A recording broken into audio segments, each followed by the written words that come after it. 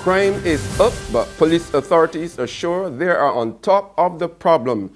That's the top story we are tracking in your Barbados Today Evening News Update for Tuesday, December the 12th. I'm Emmanuel Joseph. Thanks for joining us. 19 days before 2017 comes to an end, police report a 5% increase in the crime rate. At a news conference this morning, Acting Assistant Commissioner responsible for crime, Calvin Bishop, said there were 7,882 crimes committed so far this year, compared to 7,492 over the same period last year. Of this number, 318 crimes were committed with the use of firearms, as compared with 202 for the same period in the year 2016. Some of these firearms were used in the commission of offenses such as murders, aggravated burglary, endangering life, robbery, and assault with intent to rob. Sitting at a table displaying some 91 illegal guns seized to date, Bishop lamented the increasing use of illegal firearms, revealing that they were used in just over 4% of this year's crimes.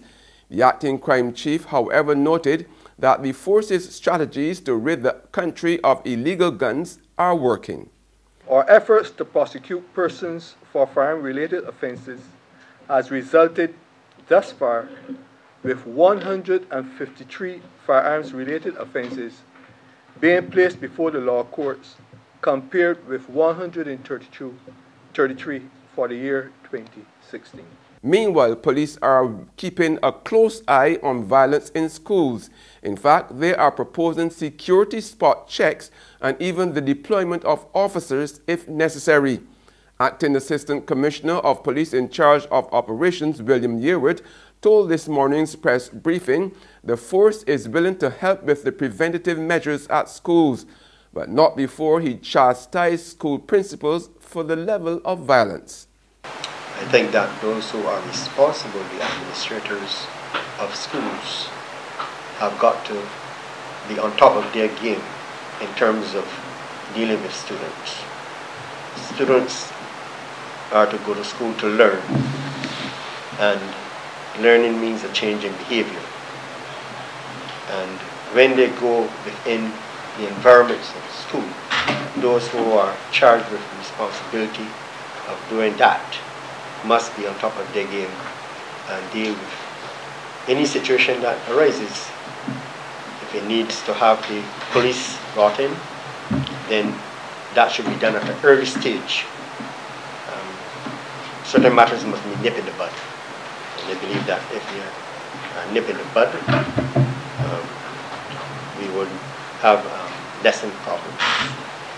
There should be some spot checks made more within the schools. If you want to prevent weapons from entering schools, then you've got to do checks. I think these are necessary. In other news this Tuesday, the Barbados International Business Association says it's anxiously awaiting the European Union's response to this island's protest after being deemed a tax haven. The international body is expected to respond on Friday.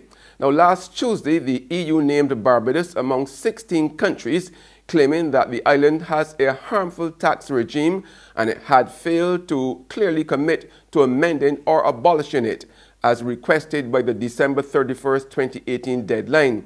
Now, BIBA President Marlon Waldron said the EU's position was unfair, since Barbados and the EU have been exchanging numerous pieces of correspondence on the matter. He, however, stressed that all resources must be deployed to remedy the situation, disclosing that some BIBA members were worried about the impact of the blacklist on the sector. Waldron is, however, confident that the Barbados' vigorous discussions with the EU, led by International Business Minister Donville Innes, will result in a positive outcome. In sports now, the West Indies have been slapped with a slow over rate fine for the second straight test. The International Cricket Council disclosed today that the Caribbean side was 2 overs short of their target during the second and final test against New Zealand, which they lost by 240 runs earlier in the day at Seddon Park. As a result, Windies players were fined 20% of their match fee for each over the team was short, while stand-in captain Craig Brathwaite was fined double the amount. Now, if the West Indies commit another overrate offence within the next 12 months with Brathwaite at the helm, the opener will be hit with suspension. There's regional and international news after this short break. Be careful not to become distracted when laden down with bags, as this makes you an easy target.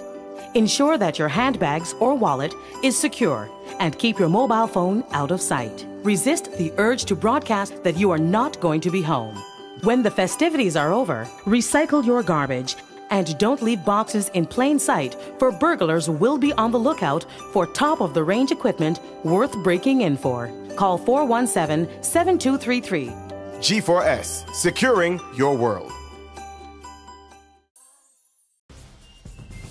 Welcome back with news from the region now. St. Lucia's Prime Minister Alan Chastanet is making a strong case for the Caribbean Tourism Organization and the Caribbean Hotel and Tourism Association to be revamped. He is raising concern about the operations of the two agencies, stressing that the changes are necessary given the importance of the tourism sector to regional economies. Prime Minister Chastanet says the Caribbean's premier regional tourism association is not working. The sentiment comes in the wake of a recent meeting in Jamaica with the World Tourism Organization. Based on the devastation wrought by the 2017 Atlantic hurricane season, tourism industry partners saw the need for a regional marketing campaign. We've also recognized that our current construct, CHTA, CTO, is not working. That this region is a very dependent region on tourism. But when you look at the support mechanisms, it doesn't correspond. So are the leading experts in tourism in the world coming from the Caribbean? Is the best hospitality school in the world coming from the Caribbean? But if you're thinking that, if you measure the level of dependence we have on tourism, you would think that those things are in place. The recent hurricanes showed the absolute need for a regional marketing campaign because there was no one source that people could go to for real-time information as to what was happening.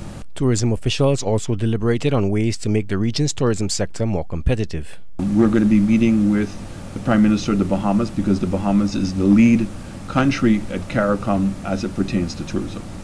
I know Prime Minister Holness, myself, Prime Minister Keith Mitchell, Prime Minister Brown in particular, all want to meet with the Prime Minister of the Bahamas, and that we can agree on a road path on how we're going to now make our region substantially more competitive on a global basis. And on the international front, the man who faces terror charges over Monday's bus terminal bombing in New York posted a warning to President Donald Trump just before the attack. "Trump, you failed to protect your nation," it read. Now, the post by Akhed Allah was revealed in charges filed by federal prosecutors on Tuesday. They say that the 27-year-old Bangladeshi immigrant carried out the bombing in support of the Islamic State group. He wounded himself and 3 others in Monday's morning attack. That's news and sports, but for the very latest, visit our website at www.barbadostoday.bb. You can also subscribe to our e-paper email updates or like us on Facebook. We are also on Izumi Media in bus terminals, as well as Screenplay at supermarkets and gas stations near you. You can also hear us on Mix 96.9 FM. I'm Emmanuel Joseph. Have a fantastic evening.